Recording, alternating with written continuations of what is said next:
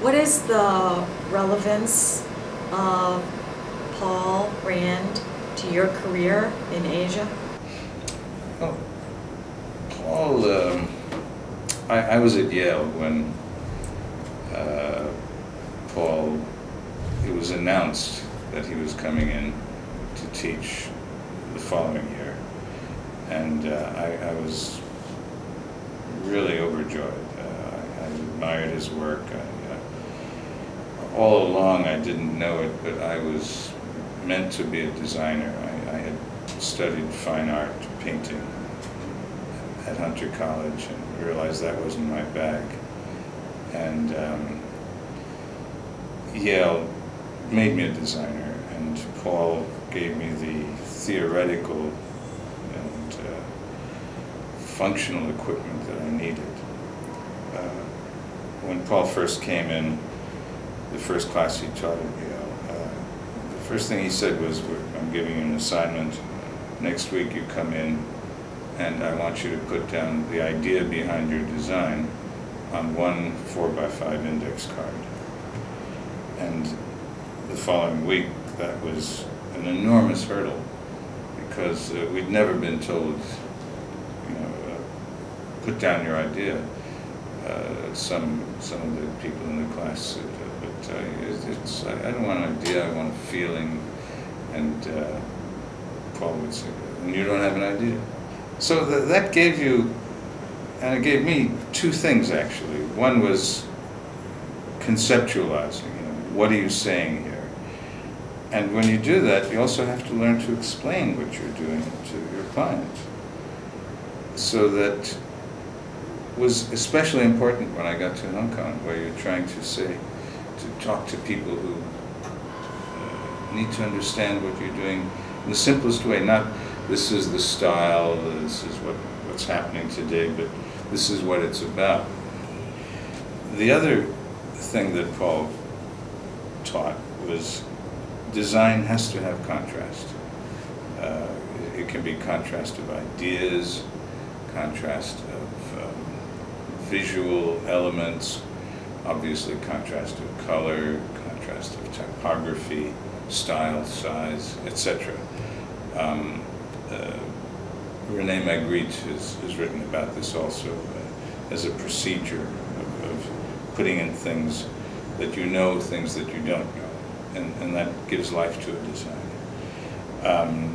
That has helped me in the terms of, okay, this is a Chinese character and maybe you can't read it, but here's something about the meaning of it which you do understand.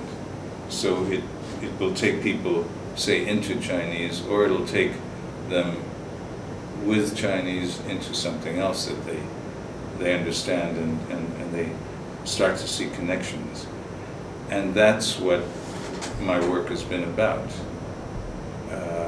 How you understand that. But most of all, it's been that methodology of thinking about what you're doing. What is it that you're saying, and how can you communicate that? And of course, just to summarize, all of this is embodied in the Dai Chi, the yin-yang symbol, which is that contrast, that positive, negative, that east and west, everything that we deal with today in trying to create a global consciousness about each other. Henry, talk about your career and life as a global citizen. Is that all? I think well, all of us, whether we know it or not, are global citizens if you think about it. But in my case, I was born in Vienna, and we had to leave in 1939 when Austria was annexed by Germany.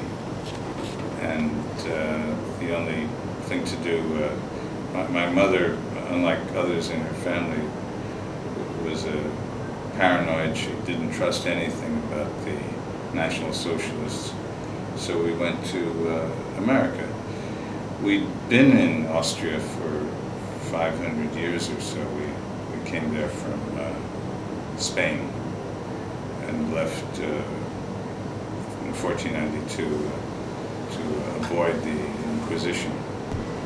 Just quite recently, a Chinese woman I met in Beijing said that she had worked for Saul Bass, and Saul referred to me as the one that got away, meaning that I managed to get out of the orbit of American designers, and you know, that made me work here.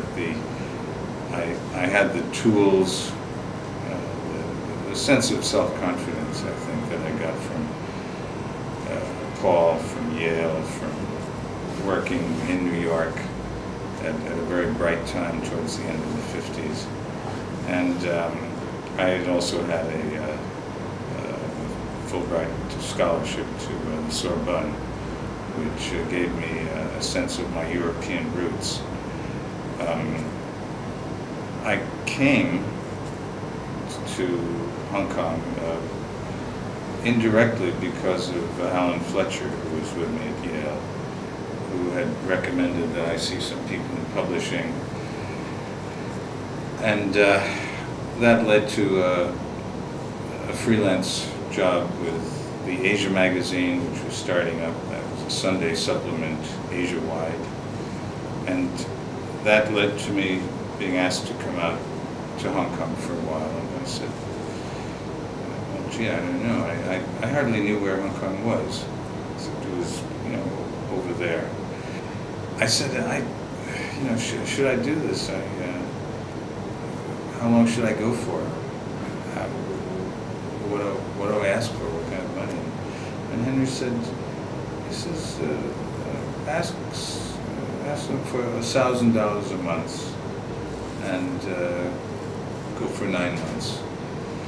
So I got the $1,000 a month, which was a huge, for me, salary in those days. We were talking about 1960 and 61 actually. And I came out for 9 months and things sort of went on. So what's it like to be a global citizen? I think, to get back to your question, I think it's not accepting anything as a given. Being able to stand outside of whatever you know, not saying that you're I'm from Milwaukee, period. But I'm a human being, I'm alive, and I'm here at the moment, but I could be somewhere else. I might be speaking this language, but there's another language I could speak. It makes you sense yourself as a citizen of the world and also as an alien. And that, of course, allows you to stand back and look at things in a way where you try to define them more clearly for yourself. And in doing that, to communicate whatever you've got to communicate to an audience as though it's new and fresh, and as though they can see it for the first time.